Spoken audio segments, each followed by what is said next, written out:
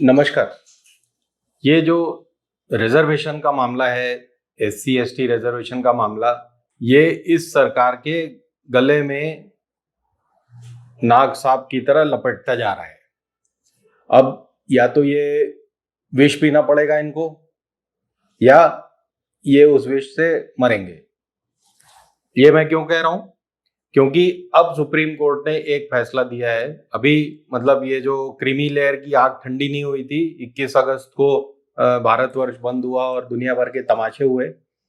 उसके बाद अभी फिर कल एक फैसला आया है सुप्रीम कोर्ट का, एससी एसटी एक्ट जो है, एट्रोसिटीज एक्ट 89 का, उसके सेक्शन 3 का बखान किया है। कोई गलत नहीं किया सुप्रीम कोर्ट ने, लेकिन इसकी टाइमिंग आप देखें। सुप्रीम कोर्ट का कहना है कि कोई भी एससी एसटी एक्ट के अगेंस्ट कोई सी भी अगर कोई गलती होती है सामान्य वर्ग के आदमी के द्वारा या कुछ, वो जब तक ह्यूमिलिएशन नहीं होता है कास्ट को लेके, तब तक उसे उस एक्ट के अंडर में अपराध नहीं माना जाएगा। कहने का मतलब ये कि अगर आप किसी एसटी एससी आदमी को गाली देते हैं, लेकिन वो पब्लिकली नहीं है, उसकी जाति को जानबूझकर ह्यूमिलिएट नहीं कर रहे हो आप और पब्लिकली नहीं कर रहे हो, तो वो अपराध की श्रेणी में नहीं आएगा। ये केस कैसे आया? केरला में एक पत्रकार के खिलाफ वहां के एक मंत्री, जो कि एससी मंत्री थे, उन्होंने एक केस दायर कर दिया एससी एसटी एक्ट के अंडर में कि इन्होंने मेरे खिलाफ, ये जानते हुए भी कि मैं एससी एसटी हूं, मेरे खिलाफ इन्होंने ये लिखा। अब सुप्रीम कोर्ट का कहना सही है कि भाई उसने, वो जानता है कि आप एससी एसटी हो क्योंकि आप उस कॉन्स्टिट्यूंसी से चुन के आते हो सकता है आप उस चीज के मंत्री हो, पत्रकार जानता है, लेकिन वो जानबूझकर आपको जाति सूचक या उस ढंग से आपको ह्यूमिलेट नहीं कर रहा है, यानी आपको अपमानित नहीं कर रहा है आपकी जाति को लेकर। वो तो ये बता रहा है कि आप करप्ट हो। किसी भी दलित को या ट्राइबल व्यक्ति अगर वो करप्ट है या अगर कुछ और है, चोरी का अपराधी है, रेप का अपराधी, तो क्या हम उसे वैसा नहीं कह सकते?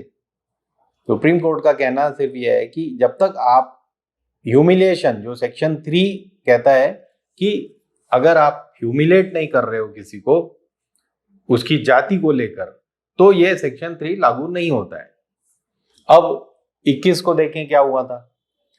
इससे पहले सुप्रीम कोर्ट ने कहा है कि दलित जो रिजर्वेशन के प्रावधान है, दलित और एससी एसटी के जो 22.5% रिजर्वेशन के प्रावधान है, इसे हमने रिविजिट करना पड़ेगा। क्यों? क्योंकि एक ही जाति के लोग, कभी कभी एक ही परिवार के लोग इसका फायदा लगातार 2 4 5 पीढ़ियों से उठाते आ रहे हैं, क्योंकि 75 साल हो गए, यानी 3 पीढ़ियां हो चुकी हैं, और लगातार एक ही परिवार के लोग या एक ही जाति के लोग उसका फायदा उठा रहे हैं। फॉर एग्जाम्पल, यूपी में 118 दलित जातियां हैं, लेकिन सबसे ज्यादा फायदा उठाया है और सबसे बड़ी जो उप जाति है उन दलित जातियों के अंदर, वो है चर्मकार।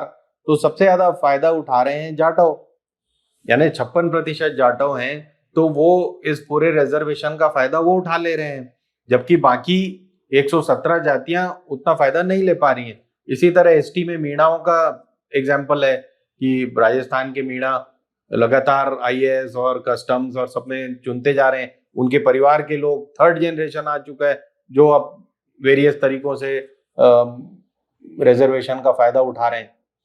तो क्या ये सरकार को नहीं देखना चाहिए कि क्रीमी लेयर जो फॉर्मूला ओबीसी में लागू है, तो वो एससी एसटी में क्यों नहीं लागू होना चाहिए? अब इसके खिलाफ 21 अगस्त को भारत बंद हुआ और बहुत तेरे प्रदर्शन हुए।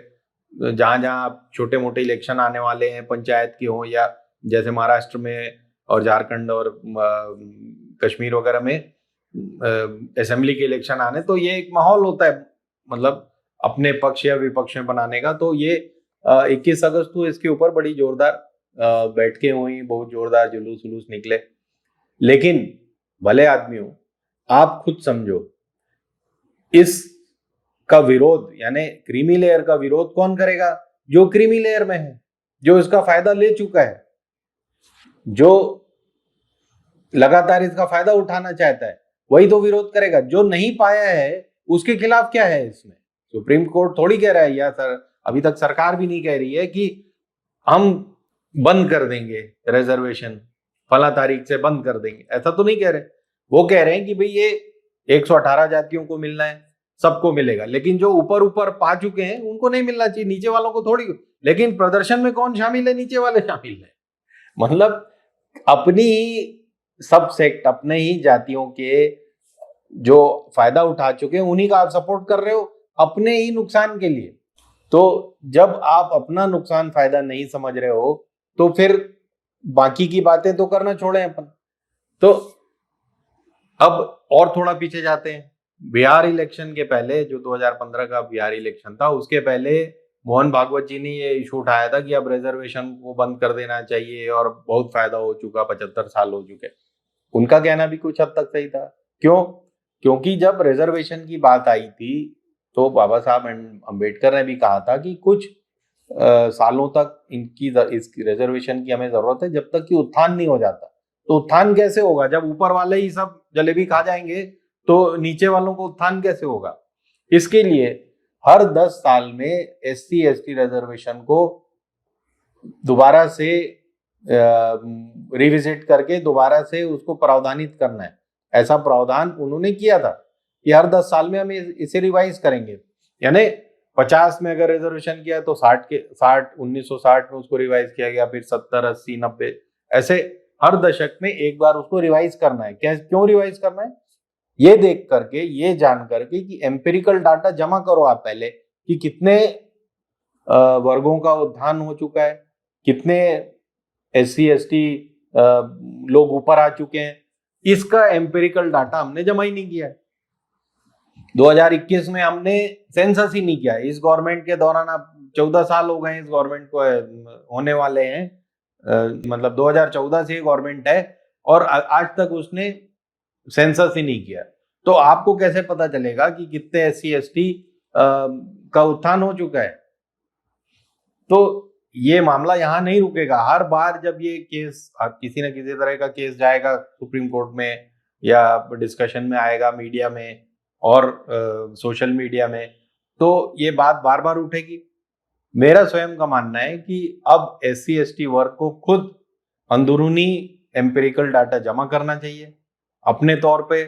उनके अपने अपने संगठन हैं, महारों के अलग हैं और चर्मकारों के अलग हैं, अलग अलग प्रदेश में अलग अलग जातियों के संगठन हैं।